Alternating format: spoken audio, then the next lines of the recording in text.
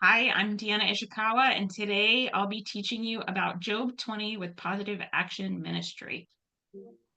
All right, so um, we're already on chapter 20, and a quick just recap of Job 20, or Job itself, sorry, is that Job was a very honorable man, and he believed in God strongly, and he was very faithful.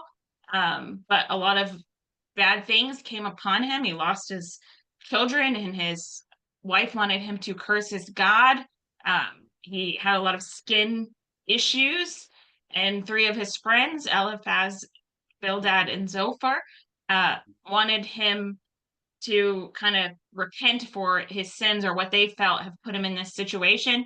And so we kind of go back and forth throughout the chapters of him talking, Job talking to different friends and his friends talking to him during that time. And we'll see again in this chapter a similar type of relation. So we'll jump into Job 20 now um, with my favorite question, which is who is speaking in this chapter? The title. Oh, I can't.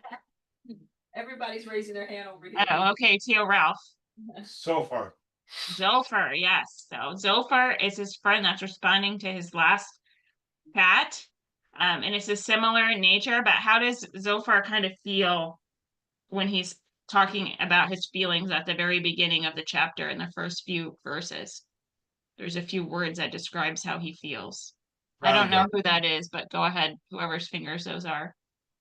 I think he's kind of like upset because the aspect of the job, I'm pretty sure just like lambasted his friends, and so far it's like, well, that makes me upset that you're lambasting me. I thought that was kind of his take of, he said something like he's upset that he's rebuked from you or something. He's offended.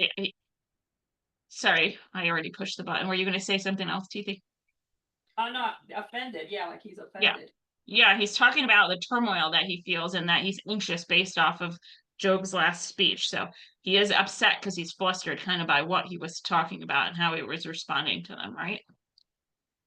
Um, and through this chapter, Zophar is kind of just talking about what happens to the wicked. What do you think he's kind of trying to imply with that message? Who's this over here? Is that Jonathan? Yeah. Yeah, okay, go. Well, he's still attacking Job after Job just went off on them. He's still saying, basically, because you don't He's subtweeting. you're not honoring God, which is the whole thing. What's going to happen to the ungodly? Yes. So he's kind of giving reference to essentially the fact that Job is a wicked man in this instance, even though he doesn't necessarily use his name that way. He's talking about that basically inferring that Job is the wicked man. And what does Zophar explain happens to the wicked upon death? He kind of uses a metaphor, I guess, or I don't know if that's an appropriate word, but what kind of happens to the wicked upon death? Go ahead, John. Like everything they ever worked for on earth is just going to get destroyed too. Like, oh, your riches are going to go away, get washed away. Your bones are going to be in the dirt with you. So everything that you were prideful about is just going to disappear too.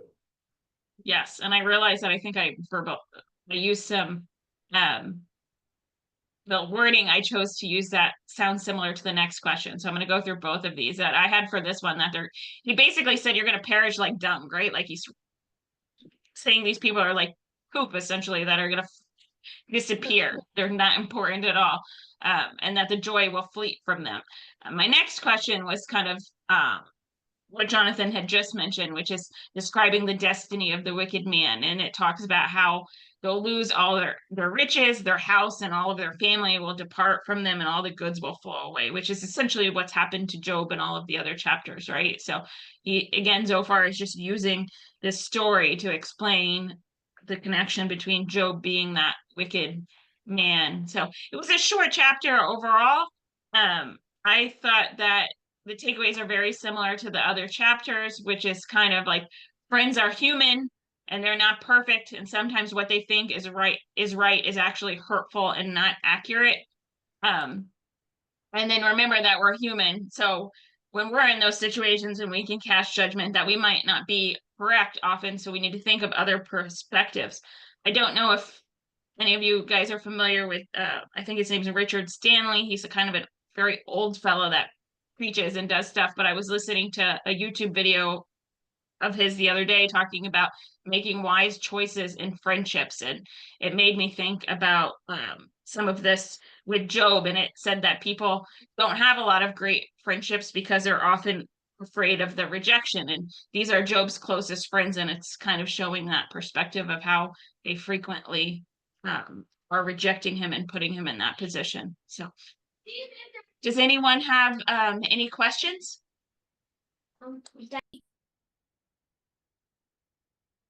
Jonathan does. Jonathan. Go ahead, Jonathan. There's a verse there where so far it's like, oh, all these people's houses will be washed away by a flood, I think it says. So I just thought, oh, was Job before Noah? It's a good point. I'm gonna let the pastor take that because I don't know that answer. I Job- said that's the oldest oldest book book. of the Bible, so most like This is Job and his friends were living during the lifetime of Noah and his son. What it says. but Job wasn't Jewish particularly. I thought that was the whole it idea. was no. Yeah, so So so my question is this guy prophesizing the flood?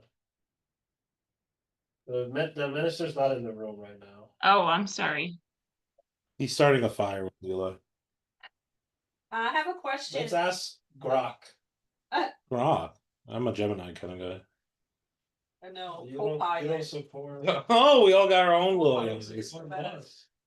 The AI says no, that there's no indication in the Bible that Job prophesies the flood in Noah's time. Okay. I don't know if that's accurate. I think maybe the minister should answer, but that's what Google says. Went with Google. No, blue. Yes.